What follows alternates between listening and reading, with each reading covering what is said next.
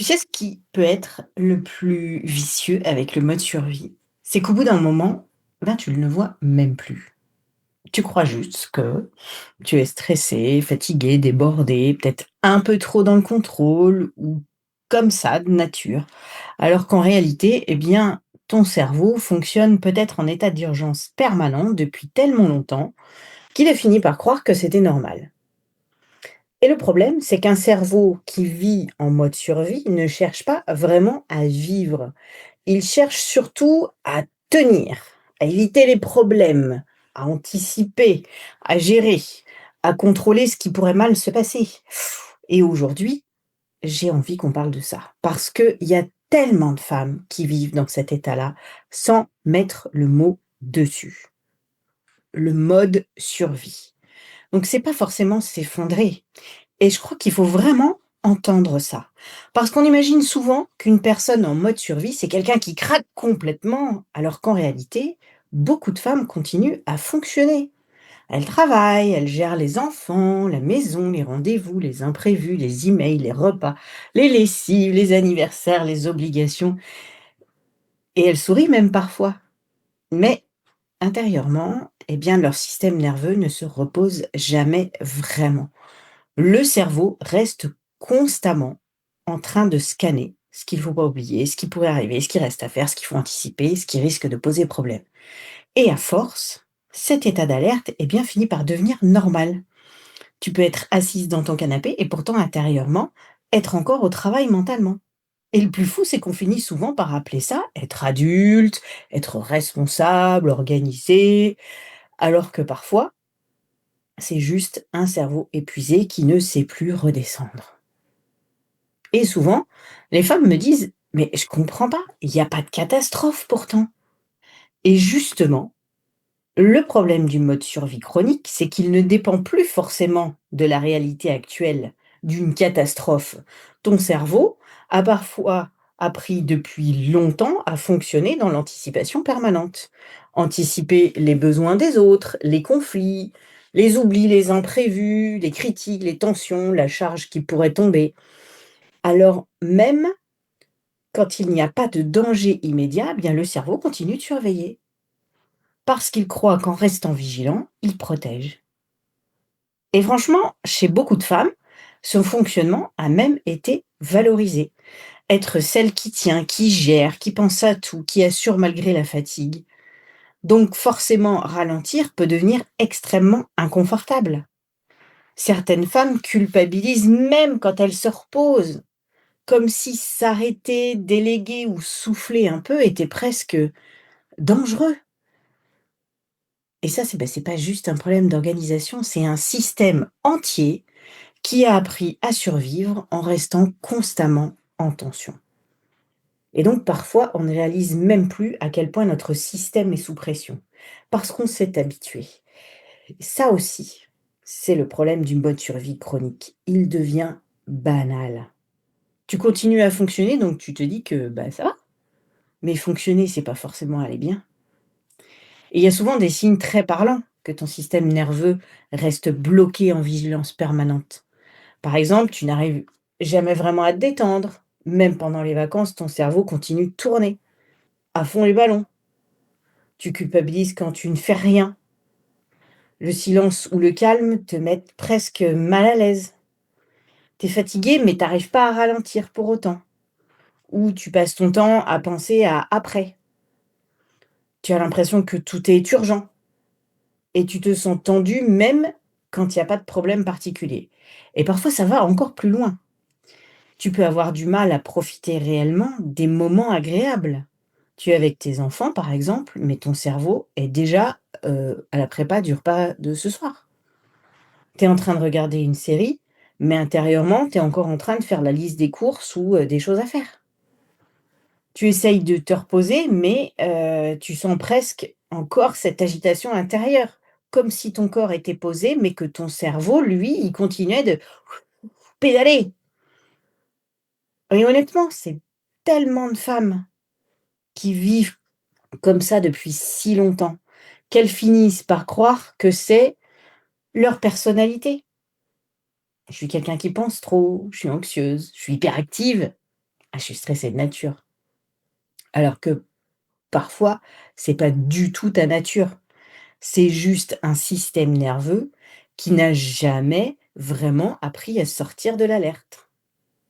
Et ce qui est extrêmement piégeux, c'est qu'on peut même devenir efficace dans cet état-là.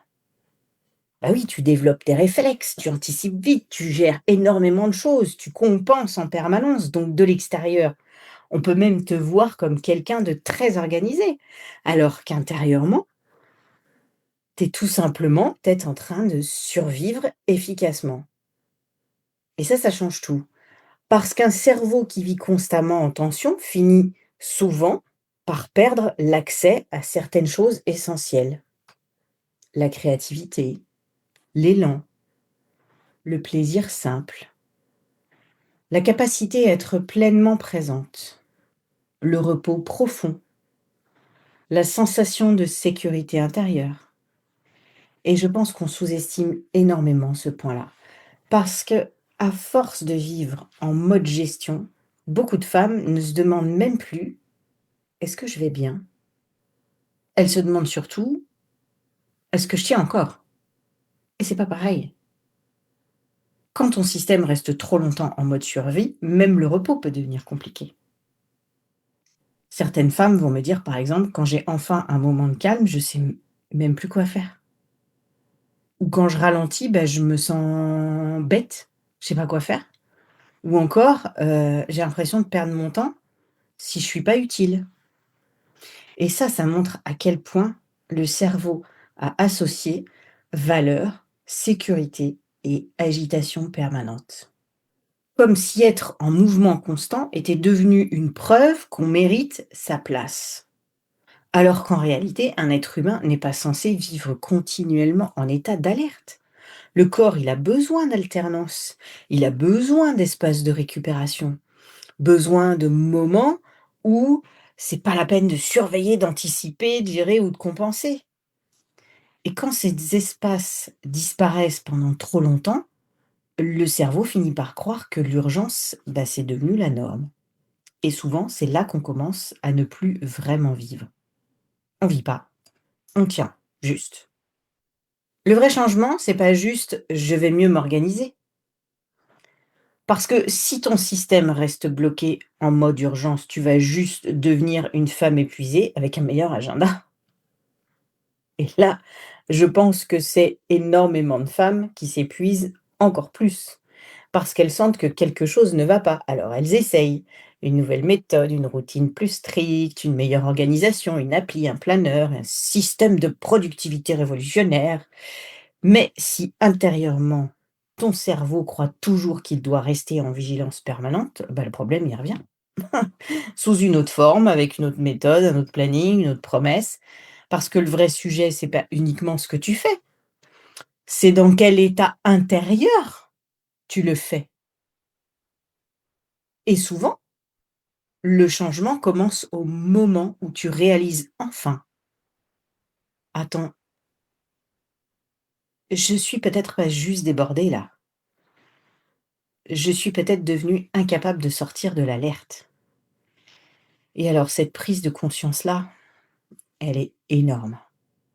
Parce qu'à partir du moment où tu vois, où tu comprends le mécanisme, eh bien, tu arrêtes progressivement de te définir uniquement comme quelqu'un de stressé ou qui pense trop ou qui gère mal ou qui devrait mieux s'organiser. Tu commences à comprendre que ton cerveau essaye surtout de te protéger, même si cette protection t'épuise aujourd'hui. Et ça change complètement la manière de te regarder. Parce qu'au lieu de te juger en permanence, eh ben, tu peux commencer à observer, sans jugement justement. Observer à quel moment ton cerveau passe en alerte. Observer ce que tu essayes d'éviter en contrôlant tout. Observer pourquoi tu reprends certaines charges automatiquement, mais observer aussi pourquoi le repos te met parfois mal à l'aise et pourquoi tu culpabilises dès que tu ralentis. Et franchement, cette étape-là, elle est essentielle. Parce qu'on ne change pas durablement un fonctionnement qu'on continue à vivre comme normal. Le cerveau a besoin de sécurité pour sortir du mode survie. Pas de violence supplémentaire, pas de «Allez, vas-y, bouge-toi, reprends-toi, fais un effort, sois plus discipliné». Il y a tellement de femmes qui sont déjà en train de faire énormément d'efforts. Le problème, c'est qu'elles essayent souvent de se réparer avec les mêmes mécanismes qui les épuisent, avec plus de contrôle, plus de pression, plus d'exigence. Alors que parfois, la première vraie étape, c'est simplement de recommencer à créer un peu d'espace. Un espace où ton cerveau comprend progressivement que tout n'est pas une urgence, que tu peux ralentir sans danger, que tu peux exister autrement qu'en tenant tout à bout de bras. Et attention, hein, le but, c'est pas de devenir une personne qui laisse tout tomber. Le but, ce n'est pas je ne fais plus rien. Le but, c'est de sortir progressivement de cet état intérieur où ton système croit qu'il doit rester tendu en permanence pour que tout continue de fonctionner et d'exister. Parce qu'au fond, beaucoup de femmes ne sont pas épuisées uniquement par ce qu'elles font, elles sont épuisées par l'état d'alerte dans lequel elles vivent depuis qu'elles le font. Et honnêtement, je pense qu'énormément de femmes aujourd'hui ne manquent pas seulement de temps. Elle manque surtout d'espace mental, de respiration intérieure et d'un système nerveux qui puisse enfin souffler un peu. Parce qu'on ne construit pas un quotidien soutenant sur un cerveau qui est constamment en état d'alerte. Alors c'est exactement pour ça que j'ai créé mon programme 5 jours pour arrêter de courir partout. Pas pour t'aider à devenir plus productive, mais justement pour t'aider à sortir du pilote automatique, pour retrouver un peu d'espace mental et comprendre ce qui maintient ton cerveau dans cette surcharge permanente. Alors si tu te reconnais dans cette vidéo, le lien se trouve dans la description. Et surtout, n'hésite pas à me dire en commentaire si toi aussi, tu as parfois l'impression que ton cerveau ne s'arrête jamais, même quand ton corps essaie de se reposer. Allez, à très vite.